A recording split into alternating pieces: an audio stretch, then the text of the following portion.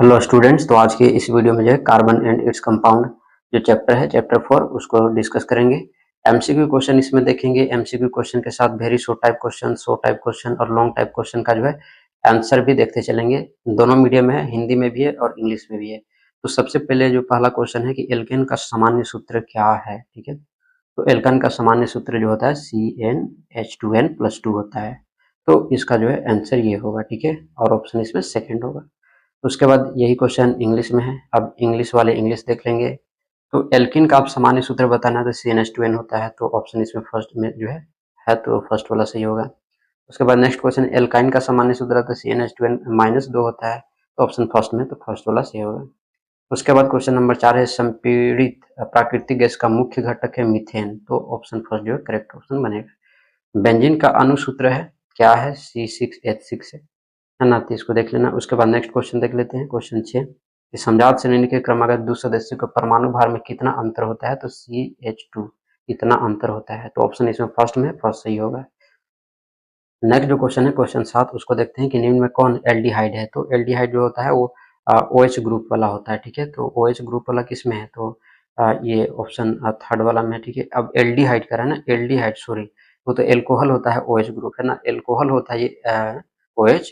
Aldehyde जो है ना वो ऑप्शन थर्ड वाला में है। ठीक है, तो ऑप्शन थर्ड वाला में इसको ध्यान रखना है, एल्डिहाइड मतलब CHO। ठीक है, तो ये इसको ध्यान में रखना। उसके बाद आगे चलते हैं तो ये इंग्लिश में। नेक्स्ट जो क्वेश्चन है कि निम्न में कौन कीटोन है।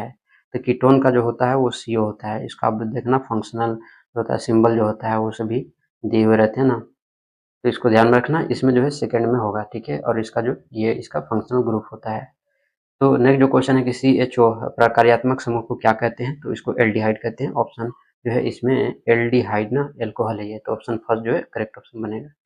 उसके बाद नेक्स्ट है कि ये CHCOO जो है प्राकृतिक समूह को क्या कहते हैं। तो इसको कार्बोक्सिलिक एसिड कहते हैं ना। तो ऑप्शन फोर्थ करेक्ट होगा। नेक्स्ट क्वेश्चन क्वेश्चन नंबर 11 है कि ये जो है एल्कोहल है। तो ऑप्शन थर्ड जो है सही होगा ना, इसको ध्यान में रखना। उसके बाद ये क्या है, तो ये कीटोन है ना, फंक्शनल ग्रुप इसका क्या है कीटोन। तो इसको ध्यान में रखना। अब जो है वेरी शॉर्ट टाइप क्वेश्चन देख लेते हैं। तो श्रृंखलन किसे कहते हैं, किन्हीं दो तत्वों का जो है उदाहरण दे जो श्रृंखला द्वारा यौगिकों का निर्माण करते हैं। तो कार्बन परमाणु में कार्बन के ही अन्य परमाणुओं के साथ आबंध बनाने की अद्वितीय क्षमता जो होती है, जिससे बड़ी संख्या में अणु बनते हैं। तो इस गुण को जो है ना, इस गुण को श्रृंखलन कहते हैं। बात समझ में आया। तो what is catenation property, give an example of any two elements that form a chain. बात समझ में आया। नेक्स्ट जो है कार्बन के दो गुणधर्म कौन से हैं जिनके कारण हमारे चारों ओर कार्बन यौगिकों की विशाल संख्या दिखाई जाती है। तो कार्बन यौगिकों की विशाल संख्या होने के निम्नलिखित दो कारण हैं। कार्बन यौगिकों में श्रृंखलन गुणों का होना, कार्बन की संयोजकता 4 होना। ठीक है, तो इसको देख लेना है ना। यही अब क्वेश्चन आंसर जो है क्वेश्चन इंग्लिश में है और इसका आंसर भी इंग्लिश में यहाँ पर है। ठीक है, उसके बाद हम आगे चलते हैं। अपरूपता किसे कहते हैं। कार्बन के दो प्रमुख अपरूपता के नाम लिखें। तो जब कोई तत्व प्रकृति में विभिन्न भौतिक गुणों के साथ विभिन्न रूपों में पाया जाता है तो इस घटना को है ना अपरूपता कहते हैं। तो कार्बन के दो अपरूपता हैं, हीरा और ग्रेफाइट। इसको इंग्लिश में बोलते हैं एलोट्रॉफी, तो एलिट्रॉफी बोलते हैं। इसको ध्यान में रखना। उसके बाद नेक्स्ट क्वेश्चन समजातीय श्रेणी किसे कहते हैं, उदाहरण के साथ समझाइए।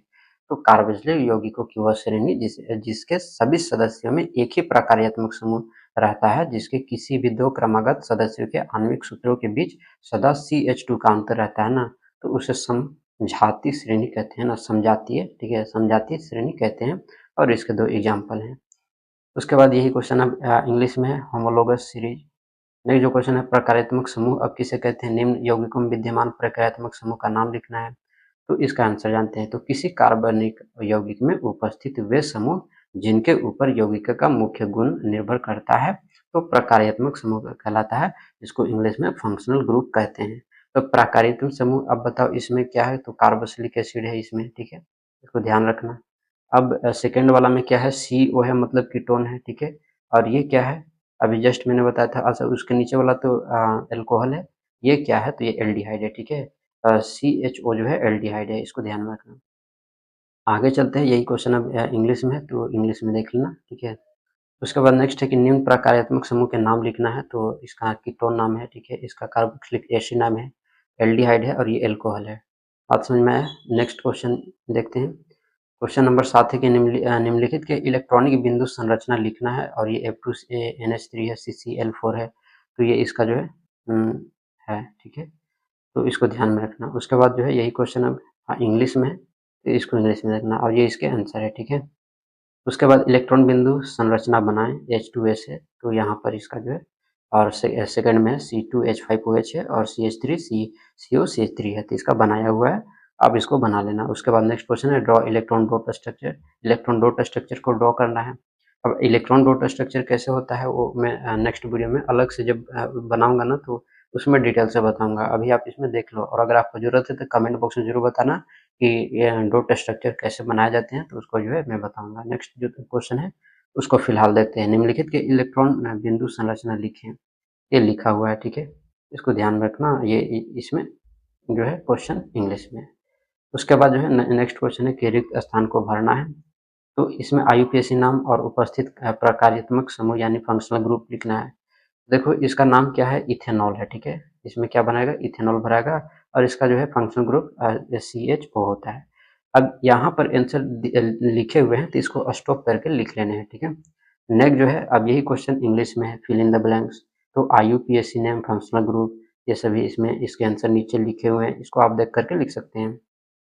नेक्स्ट जो है कि निम्न यौगिका का IUPAC नाम जो है लिखना। अब IUPAC नाम कैसे लिखते हैं इसके लिए भी अलग से वीडियो लाना पड़ेगा, ठीक है, बेसिक कॉन्सेप्ट के साथ बताऊंगा ना तभी तो समझ में आएगा, नहीं तो ऐसे डायरेक्ट अभी बता दूंगा तो समझ में नहीं आने वाला है। तो इसका आंसर नीचे लिखा हुआ है, आप इसको देख करके लिख सकते हैं। जिसको आता है ठीक है, जिसको नहीं आता है कमेंट बॉक्स में एक बार बताना है। नेक्स्ट जो क्वेश्चन है उसको देखते हैं कि निम्न कार्बनिक यौगिकों का IUPAC नाम लिखें, तो इसका भी IUPAC नाम है, इसका नाम एथेनॉल होता है, ठीक है, और भी यहाँ पर है तो इसको देख करके जो है लिख लेना है। उसके बाद जो है नेक्स्ट क्वेश्चन हम देखते हैं। अणुसूत्र C6 है और H6 वाले यौगिक का नाम लिखिए, इसका नाम बेंजीन है, ठीक है, क्या नाम है, बेंजीन है। तो इसकी संरचना बताएं और इसमें उपस्थित एकल एवं द्विबंध की संख्या बताएं। तो इसका नाम बेंजीन है जैसा कि मैंने बताया और ये इसकी संरचना है, ठीक है, एकल बंध की संख्या इसमें 3 है और द्विआबंध की भी संख्या 3 है। उसके बाद यही क्वेश्चन इंग्लिश में, तो इंग्लिश वाले देख लेंगे। उसके बाद नेक्स्ट क्वेश्चन है कि संकलन एवं प्रतिस्थापन अभिक्रिया किसे कहते हैं, प्रत्येक का एक एक उदाहरण दें। यहाँ पर जो है लिखा हुआ है संकलन अभिक्रिया वैसी रासायनिक अभिक्रिया जिसमें कार्बन यौगिकों में प्रतिकारकों का योग होता है उसे संकलन अभिक्रिया कहते हैं। अब ये इसका एग्जाम्पल रहा। अब प्रतिस्थापन अभिक्रिया है तो वैसी रासायनिक अभिक्रिया जिसमें अभिकारक के परमाणु या परमाणु समूह यौगिकों के परमाणु या परमाणुओं के समूह को विस्थापित कर उसका स्वयं अपना स्थान स्वयं ग्रहण कर लेता है, तो उसे प्रतिस्थापन अभिक्रिया कहते हैं और ये इसका रहा एग्जाम्पल, ठीक है। यही क्वेश्चन इंग्लिश में है तो इंग्लिश में देख लेना है स्टॉप करके, ठीक है, ये रहा। उसके बाद नेक्स्ट है कि हाइड्रोजनीकरण क्या है, इसका औद्योगिक उपयोग क्या है, तो असंतृप्त हाइड्रोकार्बन श्रृंखला में हाइड्रोजन के योग को हाइड्रोजनीकरण कहते हैं। यह क्रिया उत्तर प्रेरक की उपस्थिति में कराई जाती है, इसका जो है एक एग्जाम्पल लिखा हुआ है। अब हाइड्रोजनीकरण का उपयोग असंतृप्त वसा और संतृप्त वसा बनाने वाले उद्योगों में होता है, तो इसको भी ध्यान में रखना और ये इसका है इंग्लिश में क्वेश्चन। नेक्स्ट जो क्वेश्चन है उसको देखते हैं कि इथेनॉल में एथेनोइक अम्ल कैसे बनाया जाता है, तो इसका जो है आंसर बताना है। तो इथेनॉल को जब क्षारीय KMnO4 बिलियन की उपस्थिति में गर्म कर ऑक्सीकृत कराया जाता है तब एथेनोइक अम्ल बनता है और ये इसके रहे आंसर। बात समझ में आया? यही क्वेश्चन इंग्लिश में, तो इंग्लिश वाले देखेंगे। नेक्स्ट जो क्वेश्चन है कि इथेनोइक अम्ल कार्बोनेट एवं हाइड्रोजन कार्बोनेट के साथ कैसे अभिक्रिया करता है, तो एथेनोइक अम्ल कार्बोनेट एवं हाइड्रोजन कार्बोनेट के साथ अभिक्रिया करके लवण सोडियम एथेनोएट कार्बन डाइऑक्साइड एवं जल बनाता है और इसके एग्जाम्पल ये रहे, ठीक है।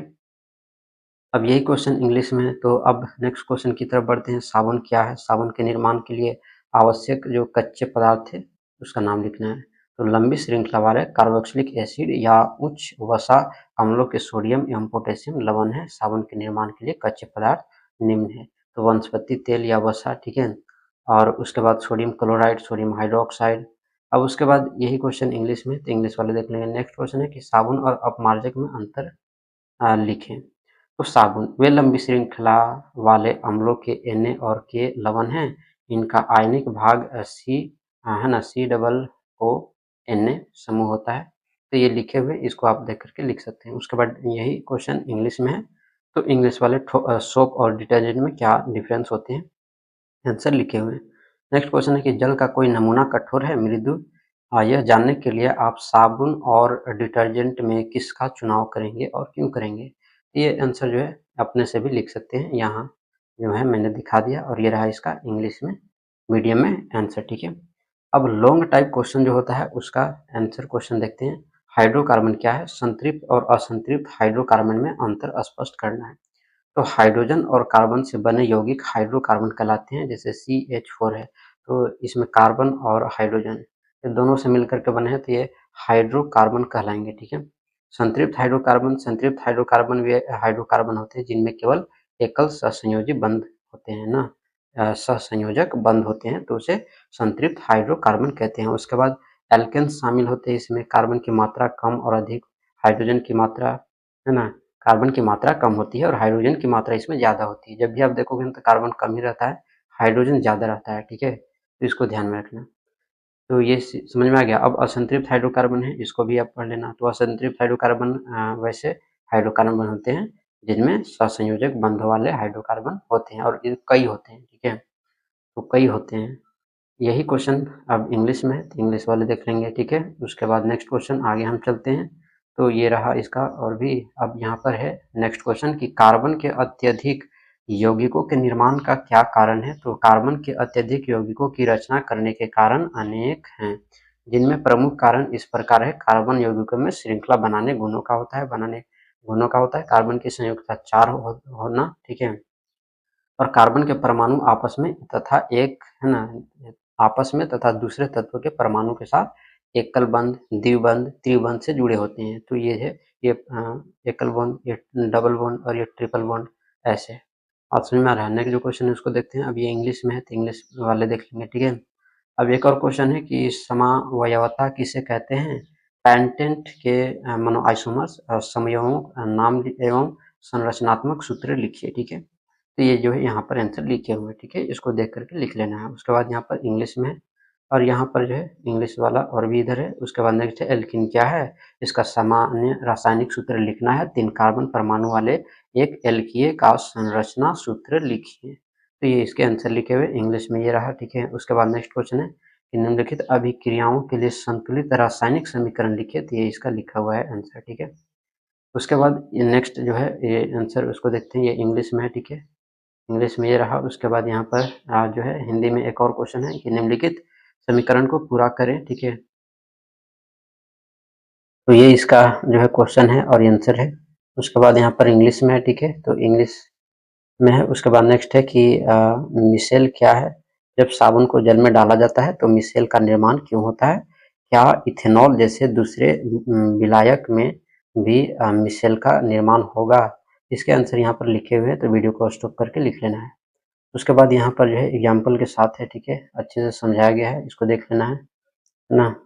तो उसके बाद ये क्वेश्चन इंग्लिश में है और ये इसका आंसर है, ठीक है। और इस तरह से जो है ये चैप्टर भी खत्म होता है। इससे पहले जो है पहले चैप्टर का जो है मैंने अपलोड कर रखा है, जा करके आप जो है देख सकते हैं। तो इसी तरह से जो है नेक्स्ट चैप्टर का भी लाएंगे। तो वीडियो अच्छा लगा हो तो लाइक जरूर करके जाना है, और जो भी चैनल पर नए होंगे चैनल को सब्सक्राइब कर लेंगे। मिलते हैं नेक्स्ट वीडियो में।